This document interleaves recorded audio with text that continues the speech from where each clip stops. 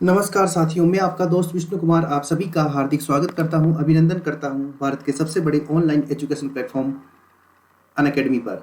साथियों, ये चैनल है राजस्थान एग्जाम और डेडिकेट है आरपीएससी और आरएसएम एसएसबी बोर्ड की जितनी भी अपकमिंग एग्जाम है उनके लिए। और इसी कड़ी में मैं विष्णु कुमार आपके साथ हूँ राजस्थान ज्योग्राफी, इंडियन ज्योग्राफी और वर्ल्ड ज्योग्राफी के लिए। साथियों, अनअकैडमी के प्लस कोर्स लेने के बहुत से फायदे हैं। आपको अनलिमिटेड लाइव एक्सेस मिलता है, लाइव स्ट्रक्चर्ड कोर्सेज आपको मिलते हैं, अनलिमिटेड लाइव एक्सेस इन 24/7 आप कहीं भी कभी भी कितना भी एक्सेस कर सकते हो। यहाँ पर डाउट क्लियरिंग सेशन होता है, टेस्ट सीरीज चलती है और अच्छा गाइडेंस मिलता है। साथियों, ये सबसे अच्छी बात है। करना क्या है, अनअकैडमी का लर्निंग ऐप आपको डाउनलोड करना है, आपके मोबाइल नंबर डाल के सेल्फ वेरीफाई करना है। उसके बाद में आपको आरपीएससी सेक्शन में जाके प्लस पे क्लिक करके आप चाहो तो 1 मंथ के लिए 1400 रुपीज़ के अंदर कोर्स परचेज कर सकते हो। अगर आप लॉन्ग पीरियड के लिए कोर्स परचेज करना चाहते हैं तो 24 मंथ्स के लिए आप कोर्स परचेज कर सकते हैं केवल 350 रुपीज़ पर मंथ में। मेरा रेफरल कोड विष्णु 1 है, अगर आप इसका यूज करेंगे तो आपको 10% एक्स्ट्रा डिस्काउंट मिलेगा। साथियों, हमारा टॉपिक चल रहा था राजस्थान में पशु संपदा। पशुधन है, पशु संपदा है, इसके बारे में हमने बहुत बेहतर रूप से चर्चा कर ली है। साथियों, इसी कड़ी में हम आगे बढ़ते हैं तो हम देख रहे थे, हमने ऊँटों के बारे में चर्चा करी। उसके बाद में हमने जो हमारी गाय है इसके बारे में पूरा का पूरा कंप्लीट डिस्कशन किया। उसके बाद में हमारा जो थर्ड डिस्कशन है वो भैंस के ऊपर था। भैंस के बारे में हमने देखा कि भैंस की कुछ प्रमुख नस्लें, जिसमें हम मुर्रा, एक हमारे सूरती और एक जाफराबादी, इसके अतिरिक्त जो हमारे भदावरी, रत और नागपुरी, ये भैंसों की हमने चर्चा करी बेहतर रूप से।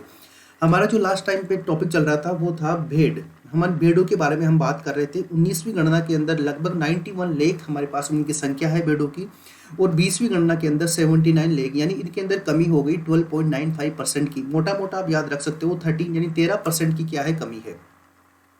भेड़ की अगर हम बात करें तो सर्वाधिक भेड़ आपके बाड़मेर में और सबसे कम भेड़ आपके बांसवाड़ा जिले के अंदर मिलती है। और भेड़ों के अंदर हम बात करें राजस्थान की तो राजस्थान भेड़ों के मामले में चौथे स्थान पर आता है। अगर हम दोबारा दूसरी बात करें कि भेड़ों की 9 नस्लें राजस्थान के अंदर इंपॉर्टेंट है, जिसके अंदर नाली, पूगल और मगरा, ये उत्तर पश्चिमी राजस्थान में मिलती है। चोकला जो है उत्तर पूर्वी राजस्थान में मिलती है। मध्य राजस्थान के अंदर मिलती है खेरी, मालपुरी, और दक्षिण राजस्थान में सोनाड़ी, और पूर्वी पश्चिमी राजस्थान में जैसलमेरी। ये आपके प्रमुख भेड़ की नस्लें हैं। उसके बाद कल हम एक टॉपिक पढ़ रहे थे कि भेड़ों के बारे में इंपॉर्टेंट योजनाएं हैं, उनके बारे में हम चर्चा करने का जो चर्चा है वो शुरू करी थी। उसके अंदर सबसे पहले हमने देखा था भेड़ व ऊन विकास परियोजना। ये केंद्रीय ऊन विकास बोर्ड के द्वारा लागू की गई है, जो कि जोधपुर में है, और ये नागौर और जोधपुर के अंदर मुख्य रूप से लागू है। इसी कड़ी के अंदर हम आगे बढ़ते हैं। कुछ 2-3 फैक्चुअल चीजें हैं, उनके बारे में आपको जानना जरूरी है। एक आपके है भेड़ प्रजनन केंद्र। अगर आपसे पूछे कि भेड़ प्रजनन केंद्र कहाँ पर है तो ध्यान रखना, ये बहुत ज़्यादा महत्वपूर्ण है। कई बार पूछा गया है। आपकी एक जगह है फतेहपुर, और फतेहपुर कहाँ पर है, ये आपके सीकर में है। इसी फतेहपुर सीकर के अंदर भेड़ प्रजनन केंद्र है, और ये बहुत ज़्यादा महत्वपूर्ण है। और इसी भेड़ प्रजनन केंद्र की एक यूनिट जो है वो स्थापित की गई है। वो स्थापित की गई है कहाँ पर, बाकलिया। और बाकलिया जो जगह है वो कहाँ पर है, वो आपके नागौर में है। तो इसका मतलब ये हुआ, आपके राजस्थान में 2 भेड़ प्रजनन केंद्र है, एक आपके फतेहपुर सीकर में है, एक उसकी यूनिट जो है बाकलिया नागौर में है। इस बारे में ध्यान रखिएगा, एग्जाम पॉइंट ऑफ व्यू से बहुत ज़्यादा महत्वपूर्ण है। और जो अब मैं नंबर 3 पॉइंट आपको बताने जा रहा हूँ वो बहुत ज़्यादा महत्वपूर्ण है। अगर आपसे पूछे कि राजस्थान के अंदर ये बताइए कि केंद्रीय भेड़ व ऊन अनुसंधान संस्था कहाँ पर है, इसको एग्जाम के अंदर कई बार पूछा गया है, इसलिए ये थोड़ी ज़्यादा महत्वपूर्ण है। तो साथियों, ये जो संस्था है ये एक जगह है जिसका नाम आप सभी जानते हो, उसका नाम है अभिका नगर। क्या नाम है भाई, अभिका नगर। और अभिका नगर कहाँ पर है भाई, ये टोंक में है भाई, ठीक है।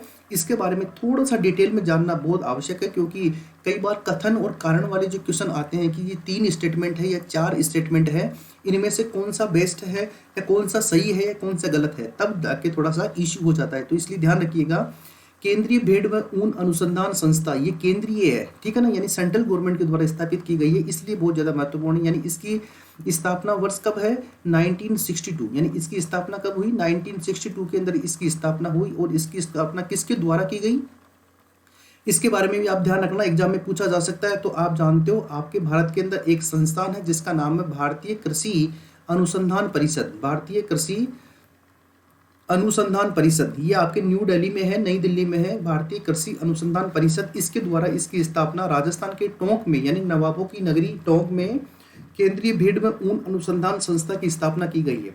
और इसी कड़ी के अंदर ये ध्यान रखिए कि इसी संस्था का एक क्षेत्रीय कार्यालय भी है, जो अभी आपके एग्जाम में पूछा गया था अधीनस्थ बोर्ड के द्वारा।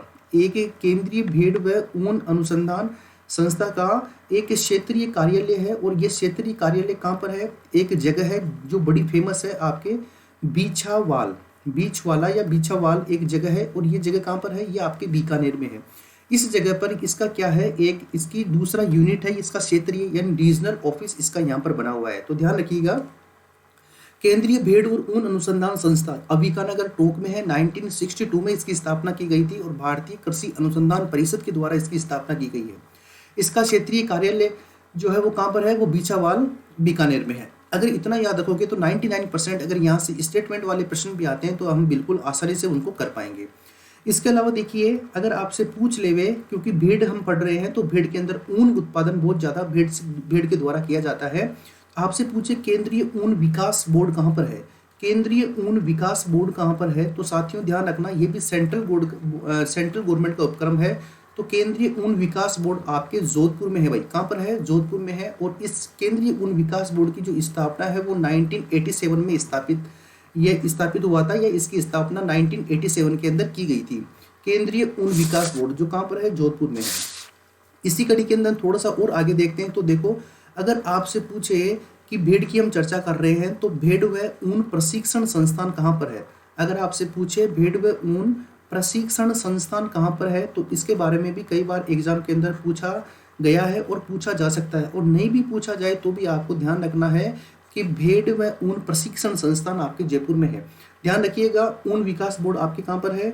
आपके जोधपुर में है, लेकिन ऊन के लिए प्रशिक्षण जो सेंटर है, ट्रेनिंग इंस्टीट्यूट है, वो कहाँ पर है? वो आपके जयपुर में है। इसी क्रम में हम आगे देखते हैं, अगर ऊन की बात चल रही है तो ऊन के अंदर हम एक बहुत इंपॉर्टेंट संस्था है जिसे आप बोलते हो केंद्रीय ऊन विश्लेषण प्रयोगशाला। क्या बोलते हो भाई? केंद्रीय ऊन विश्लेषण प्रयोगशाला।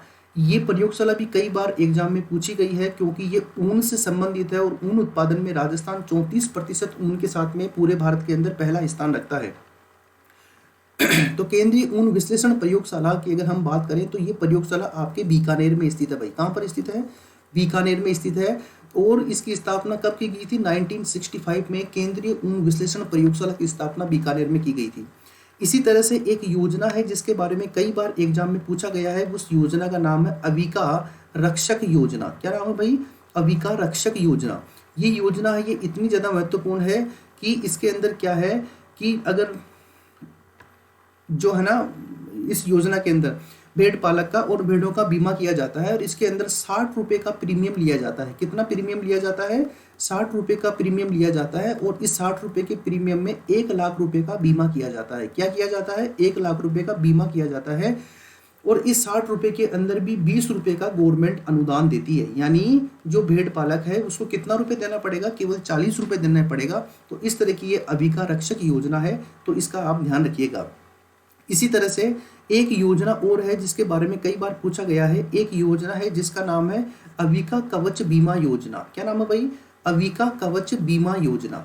अब देखो, दोनों ही अविका के नाम से है, यानी अगर आपसे अविका के नाम से अगर कोई योजना आपके एग्जाम में आ जाए तो आप ये तो श्योर हो जाना कि ये भेड़ से संबंधित योजना है। उसके बाद में वो प्रश्न क्या पूछता है उसी के अनुसार आपको आंसर देना है, उसको उसके ऑप्शन को देखकर।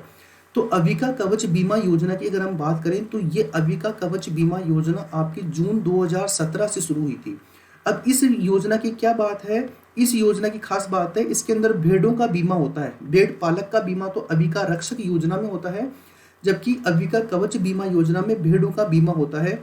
और अगर भेड़ की मृत्यु हो जाए तो एक भेड़ की मृत्यु पर 1600 रुपये का भुगतान किया जाता है भेड़ पालक को। अब देखो कितना इंपॉर्टेंट है, ठीक है। इसमें 100% राशि दी जाती है। ऐसा नहीं है कि भेड़ मर गई है उसका किसी भी तरीके से राशि काट लोगे, ऐसा नहीं है। अगर एक भेड़ मर जाती है तो उसका 1600 रुपये का भुगतान आपको गवर्नमेंट के द्वारा किया जाता है।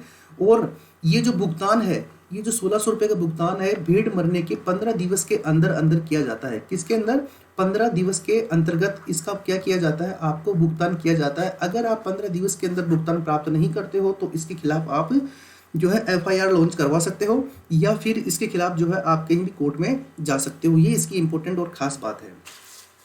तो इसी क्रम के अंदर थोड़ा सा एक योजना और है, उसके बाद में इस भेड़ों की जो हमारे आगे की जो है उसके बारे में चर्चा करेंगे। तो देखो, एक योजना है जिसका नाम है अविका क्रेडिट कार्ड योजना। क्या नाम है भाई दोस्तों?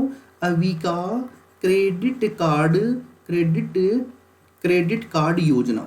ये अविका क्रेडिट कार्ड योजना क्या है भाई? तो इसके बारे में भी एक लाइन आपको याद रखनी है कि ये अविका क्रेडिट कार्ड योजना 2004-05 के अंदर शुरू की गई थी। और इसके अंदर जो क्रेडिट कार्ड है, इसका मतलब आप क्या है, लोन ले सकते हो। और लोन कहाँ से लोगे आप? केंद्रीय सहकारी बैंक के माध्यम से। कहाँ से लोगे भाई?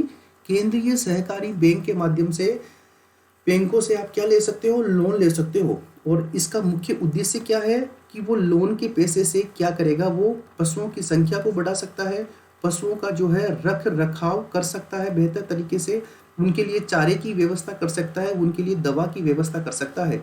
तो इस तरह से अविका क्रेडिट कार्ड योजना चल रही है। एक आप जानते हो, राजस्थान के अंदर मुख्यमंत्री श्री अशोक गहलोत जी ने मुख्यमंत्री पशुधन निःशुल्क दवा योजना भी चला रखी है। पशुधन निःशुल्क दवा योजना भी चला रखी है। यानी जिस प्रकार से हमारे मुख्यमंत्री निःशुल्क दवा योजना और मुख्यमंत्री निःशुल्क जांच योजना चल रही है राजस्थान के अंदर, ठीक है, केवल 10 रुपए की पर्ची के अंदर आप जाइए, डॉक्टर को दिखाइए और डॉक्टर जो है आपकी कार्रवाई करेगा उसी के अंदर। तो उसके तहत आप जो है फ्री के अंदर दवा ले सकते हो और उपचार ले सकते हो केवल 10 रुपए की पर्ची में। इसी तरह से मुख्यमंत्री पशुधन निःशुल्क योजना के तहत भी आप क्या कर सकते हो? आपकी जो पशुधन है उसके लिए दवा ले सकते हो। तो ये कुछ खास बात हुई आपकी किसके बारे में? भेड़ों के बारे में। भेड़ों की नस्लें हमने देखी, मगरा, पूगल, नाली, चोकला, खेरी, मालपुरी, सोनाडी, मारवाड़ी और जैसलमेरी। आओ अब इनके एक एक के बारे में चर्चा करते हैं। सबसे पहली नस्ल हम देख रहे हैं नाली नस्ल। देखो ये नाली नस्ल है और ये नाली नस्ल आपके सामने दिखाई दे रही है आपको फोटो। ये फोटो मैंने इसलिए लगाई है जिससे आप इसको बेहतर तरीके से देख सके, जान सके, उसके बाद में इसे भूल नहीं पाए, इसीलिए मैंने आपको ये लगाई है। देखो नाली नस्ल के बारे में हम चर्चा करते हैं तो नाली नस्ल जो है आपको ये भी पता होना चाहिए कि नाली नस्ल जो है मुख्य रूप से मिलती कहाँ पर है। तो आप ये जानते हो कि नाली नस्ल मुख्य रूप से आपके इस जगह पर मिलती है, उत्तरी राजस्थान में नाली नस्ल मिलती है। उत्तरी राजस्थान में ये गग्गर बेसिन है। तो आपसे ये भी पूछा जा सकता है कि गग्गर बेसिन के अंदर कौन से नस्ल की भेड़ मिलती है? गग्गर बेसिन में कौन से नस्ल की भेड़ मिलती है? तो ये नाली नस्ल की जो भेड़ है ये गग्गर बेसिन में मिलती है। क्यों? क्योंकि गग्गर नदी को नाली नदी के नाम से भी जानते हैं, क्योंकि ये कम चौड़ाई के अंदर बहती है, इसलिए इसे नाली नदी के नाम से भी जानते हैं। ये मुख्य रूप से हनुमानगढ़ और श्री गंगानगर इन 2 जिलों के अंदर ये निवास करती है, यानी ये रहती है, इसे पालते हैं। इसका जो ब्रीडिंग सेंटर है यानी इसका जो प्रजनन केंद्र है वो कहाँ पर है? वो आपके हनुमानगढ़ में है। इसकी सबसे क्या बात है, सबसे लंबा ऊन का रेशा इसी से प्राप्त किया जाता है। तो देखो ये जो ऊन के रेशे हैं, ये देखो कितने लंबे लंबे इसके ऊन के रेशे हैं। यानी इस भेड़ की खास बात ये है कि इसका जो रेशा है, ऊन का रेशा, ये सबसे लंबा है। और इसका उपयोग किस में किया जाता है? कालीन बनाने के अंदर इसका उपयोग किया जाता है। कालीन तो आप समझते ही होंगे, ये वो कालीन भैया नहीं है मिर्जापुर वाले। ये कालीन का मतलब होता है जो लोबी या चौक होता है, वो चौक के अंदर एक दरीनुमा मोटा एक गद्दा टाइप बिछा होता है, जो गद्दा भी नहीं होता और दरी भी नहीं होती, उसे कालीन बोलते हैं। बात समझ आ रही है? तो ये कालीन यहाँ पर है, इसके अंदर अधिकतम ऊन आती है और इसकी ऊन जो होती है ये मध्यम प्रकार की ऊन होती है। ऊन किस प्रकार की होती है? ये ऊन मध्यम प्रकार की होती है और पूरे साल में लगभग 7.2 kg यानी लगभग 3 किलो ऊन का उत्पादन यहाँ से किया जाता है।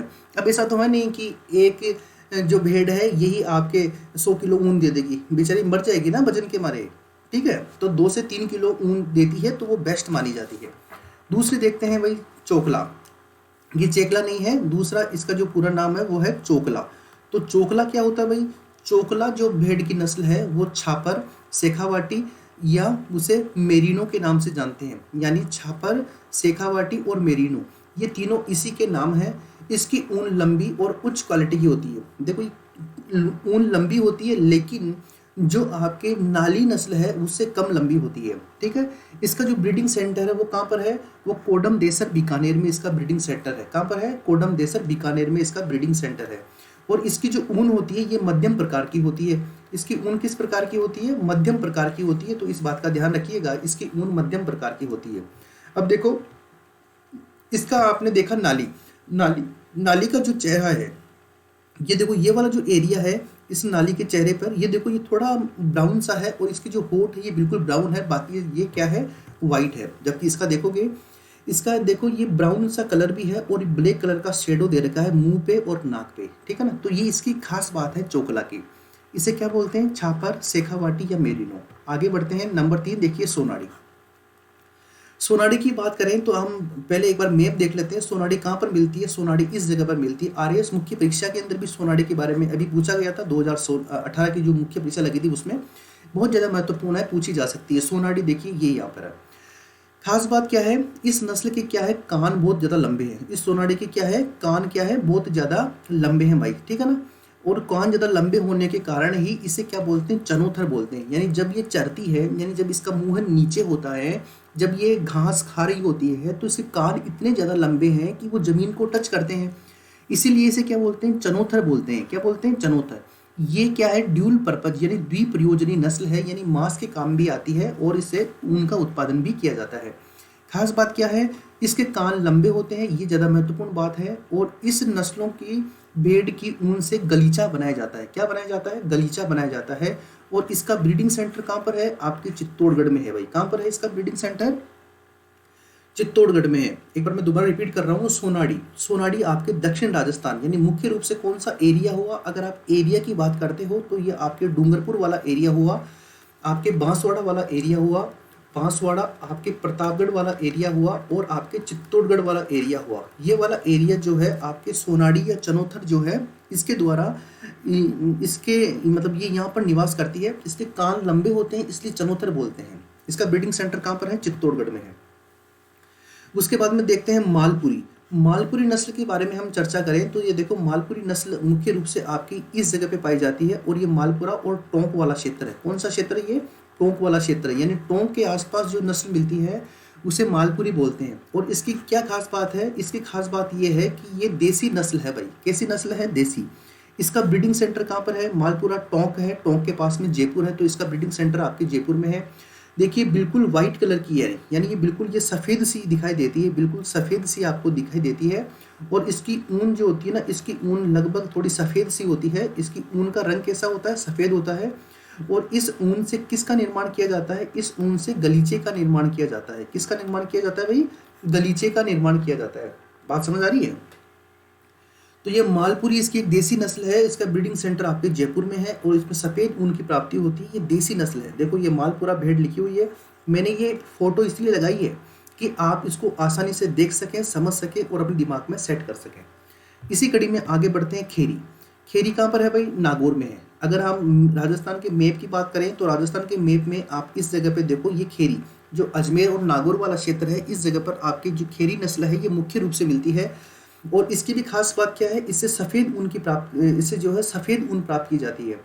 और खेरी जो है मुख्य रूप से कहाँ पर मिलती है? आपके नागौर के साथ साथ आपके जोधपुर वाले क्षेत्र में मिलती है और गोडवाड़ा वाले क्षेत्र में मिलती है। गोडवाड़ा का मतलब क्या है? मुख्य रूप से पाली, ठीक है ना। यानी जो गोडवाड़ा वाला क्षेत्र है उस क्षेत्र के अंदर भी जो है आपके इस नस्ल की भेड़ को देखा जा सकता है। यानी ये नस्ल कौन सी है? खेरी। मुख्य बात क्या है? इसकी सफ़ेद ऊन होती है। जोधपुर पाली में मुख्य रूप से ये मिलती है और नागौर मुख्य रूप से इसका केंद्र है। अब देखो मारवाड़ी। मारवाड़ी नस्ल की जब हम बात करते हैं तो मारवाड़ी नस्ल जो है राजस्थान के मैप के अनुसार आपको इस जगह पे दिखाई देगी। यानी यहाँ पर तो आपके कौन सी है? यहाँ पर तो आपके खेरी है, यहाँ पर आपके मालपुरी है, खेरी है। उसके बाद में जोधपुर के आसपास का जो क्षेत्र है वहाँ पर मारवाड़ी नस्ल मिलती है। देखो मोटे अगर तौर पे राजस्थान को बात करें तो राजस्थान मेवाड़ है और मारवाड़ है। यानी मारवाड़ जोधपुर के क्षेत्र को मारवाड़ बोलते हैं। तो इस क्षेत्र में ये मुख्य रूप से मिलती है। इसीलिए इसका जो ब्रीडिंग सेंटर है यानी जो प्रजनन केंद्र है वो कहाँ पर है? वो आपके जोधपुर में है भाई, ठीक है। इसकी खास बात क्या है? इस नस्ल की भेड़ कुल भेड़ों की आबादी का 50% है। यानी कुल भेड़ों की आबादी का 50% है, यानी लगभग 79 लाख। भूल गए क्या आप?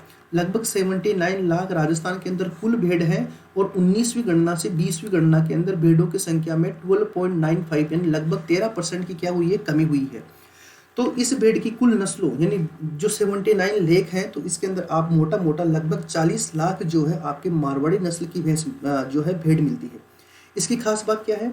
इसकी टांगें बहुत ज़्यादा पतली होती है और ये जो है लंबे रेशों वाली ऊन देती है। और इसका मुंह जो होता है पूरा का पूरा मुंह क्या होता है? होठ सहित पूरा का पूरा मुंह काला होता है। ये पहचान है हमारे मारवाड़ी नस्ल की कि ये हमारे मारवाड़ी नस्ल की क्या है? भेड़।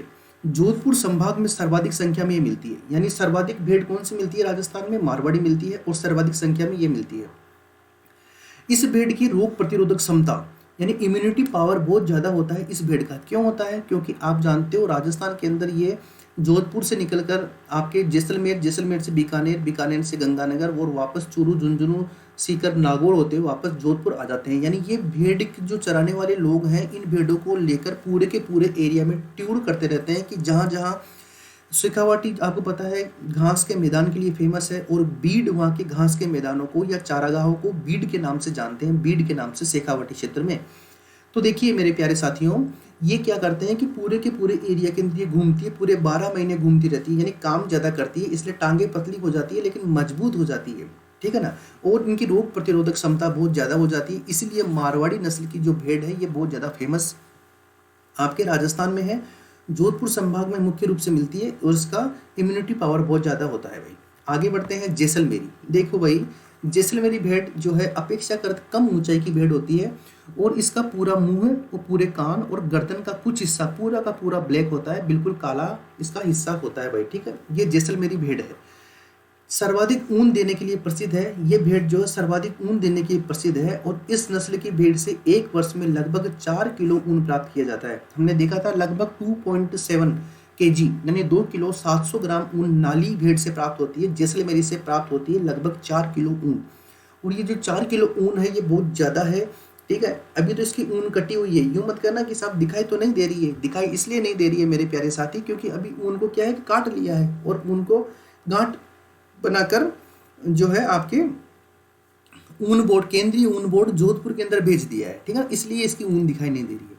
इसका ब्रीडिंग सेंटर कहाँ पर है? पोखरण। पोखरण कहाँ पर है? जैसलमेर में है। पोखरण आपको पता है दो चीज़ों के लिए प्रसिद्ध है, 1974 में और 1998 में। और एक प्रसिद्ध है आपके बाबा रामदेव जी जो आपके लोक देवता है उनके लिए। और 1974 में राजस्थान भारत के अंदर पहला परमाणु टेस्ट किया गया था और 1998 के अंदर राजस्थान भारत के अंदर दूसरा परमाणु टेस्ट किया गया था और इसी के बाद में जो है हिंदुस्तान परमाणु शक्ति बन गया।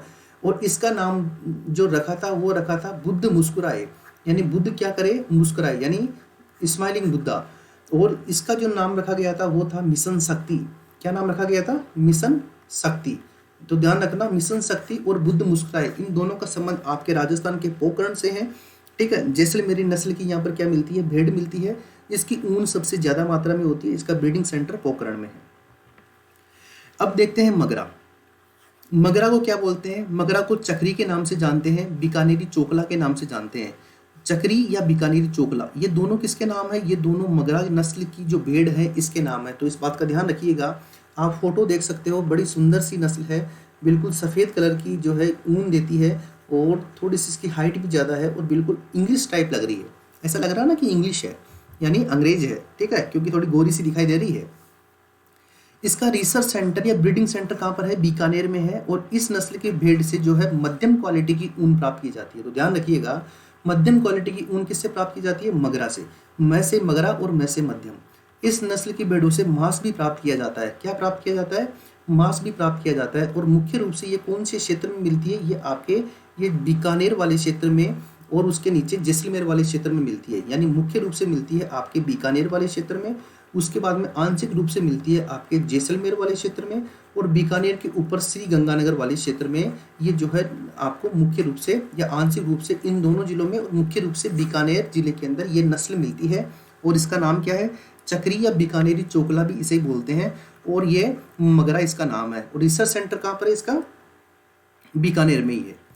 इसी कड़ी में आगे बढ़ते हैं पूगल। पूगल का ब्रीडिंग सेंटर बीकानेर में है और ये पूगल जो है ये मुख्य रूप से कहाँ पर मिलती है? ये आपके बीकानेर में मिलती है। इसके अलावा कोई खास बात नहीं है इसकी, बीकानेर के अंदर मिलती है पूगल। बात समझ आ रही है?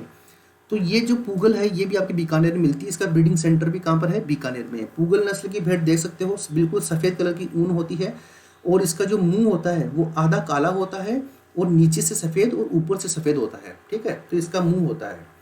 तो ये पूगल हो गई। तो हमने देखा है मगरा देखी, पूगल देखी, नाली देखी, मालपुरी देखी, सोनाड़ी देखी, खेरी देखी, मारवाड़ी देखी और जैसलमेरी देखी, ठीक है। ये हमने पूरी की पूरी नस्लों के बारे में चर्चा करी है। तो ध्यान रखिएगा, मैंने आपको फोटो सहित बताया है, अब गड़बड़ नहीं होनी चाहिए एग्जाम में। इसके अलावा कुछ विदेशी नस्लें भी हैं, जैसे टोंक में डोरसेंट, डोरसेंट ये टोंक के अंदर मिलती है, रेम्बुले ये भी टोंक के अंदर मिलती है, और रूसी मेरिनो ये भी टोंक के अंदर मिलती है। यानी डोरसेंट, रेम्बुले और रूसी मेरिनो ये क्या है, आपके टोंक जिले के अंदर पाई जाने वाली विदेशी नस्लें हैं। इसके अलावा एक नस्ल का नाम है कोरीडेल। क्या नाम है भाई? कोरीडेल। ये कोरीडेल जो नस्ल है ये भी विदेशी भेड़ की नस्ल है, और ये मुख्य रूप से कहाँ पर मिलती है? आपके चित्तौड़गढ़ के अंदर मिलती है भाई। कहाँ पर मिलती है? चित्तौड़गढ़ के अंदर मुख्य रूप से मिलती है। तो ये हमने चर्चा करी है किसके बारे में? आपके जो भेड़ है इसके बारे में हमने पूरा चर्चा किया है। एक बार वापस देख लेते हैं भेड़ को, जिससे कहीं पर कोई गलती या कोई जो है वो नहीं हो और आप बिल्कुल प्रॉपर रूप से इसे लिख पाए हो। तो देखो, भेड़ के मामले में राजस्थान का स्थान 4th है। 20वीं गणना में 79 लाख जो है इसकी संख्या है, और कमी 12.95% हुई है। सर्वाधिक भेड़ बाड़मेर में है, सबसे कम आपके बांसवाड़ा में है। मुख्य रूप से जैसलमेरी, मगरा, चोकला, नाली, ठीक है ना, पूगल, खेरी, मालपुरी, सोनाड़ी और मारवाड़ी ये मुख्य रूप से भेड़े हैं। और आपको ध्यान क्या रखना है कि केंद्रीय भेड़ ऊन अनुसंधान संस्था ये सबसे ज़्यादा महत्वपूर्ण है, और दूसरे नंबर पे महत्वपूर्ण है केंद्रीय ऊन विकास बोर्ड। उसके बाद में भेड़ ऊन प्रशिक्षण संस्थान जयपुर में है। विश्लेषण प्रयोगशाला आपके बीकानेर में है। अबिका रक्षक योजना ये भेड़ पालक के लिए है। अबिका कवच बीमा योजना ये भेड़ के लिए है, और अबिका क्रेडिट कार्ड योजना ये पैसे इनको उपलब्ध करवाते हैं। नाली इसका क्या है? सबसे लंबा रेशा है, और इसका ब्रीडिंग सेंटर हनुमानगढ़ में है। चोकला इसका ब्रीडिंग सेंटर कोदम देसर बीकानेर में है। इसका मुंह भूरा और काला होता है। सोनाड़ी ये ड्यूल पर्पज है, ठीक है ना, कान लंबे होते हैं, चनोथर बोलते हैं, ध्यान रखना इसको पूछेगा। और दक्षिणी राजस्थान के अंदर जो है ये मुख्य रूप से मिलती है। ब्रीडिंग सेंटर चित्तौड़ में है। मालपुरी बिल्कुल सफ़ेद कलर की ऊन आती है, बिल्कुल इंग्लिश लगती है, ठीक है। और टोंक जो है इसका मुख्य जिला है, और ब्रीडिंग सेंटर इसका जयपुर में है। खेरी जो है नागौर, जोधपुर, पाली में है। मारवाड़ी जो है आपकी सबसे ज़्यादा नस्ल में मिलती है, बिल्कुल ब्लैक इसका मुंह होता है, जोधपुर संभाग में मिलती है, और इसका इम्यूनिटी पावर बहुत ज़्यादा होता है। ब्रीडिंग सेंटर कहाँ पर है? जोधपुर में। जैसलमेरी कद में छोटी होती है, 4 किलो ऊन देती है, ब्रीडिंग सेंटर पोखरण में है। मगरा इसे चक्री बीकानेरी चोकला बोलते हैं। इसका रिसर्च सेंटर आपके बीकानेर में है। मध्यम क्वालिटी की ऊन होती है, मांस भी प्राप्त किया जाता है। पूगल कहाँ पर है? बीकानेर में। इसके अलावा विदेशी नस्लों की बात करें तो टोंक में मिलती है डोरसेंट, रेम्बुले और रूसी मेरिनो। इसके अलावा कोरीडेल मिलती है आपके चित्तौड़गढ़ में। तो ये मुख्य रूप से आपके भेड़ों के बारे में हमने चर्चा करी है, और इसी क्रम में अब जो है बकरियों की चर्चा, और जितने भी जो जानवर और बचे हैं राजस्थान के अंदर, जैसे कुक्कट हो गया, जैसे सुअर हो गया, जैसे घोड़े हो गए, ठीक है, इन जैसे मछली हो गई, इन सब के बारे में चर्चा करेंगे, और हमारा टॉपिक क्या है? कंप्लीट करेंगे साथियों। तो साथियों आज के लिए इतना ही है। इसको आप नोट्स बनाइए और कंटिन्यू इसे आगे बढ़ाते रहिए। इसको लाइक, शेयर, कमेंट भी कर दीजिए, और अपना ध्यान रखिए, अपनी स्टडी पे फोकस कीजिए।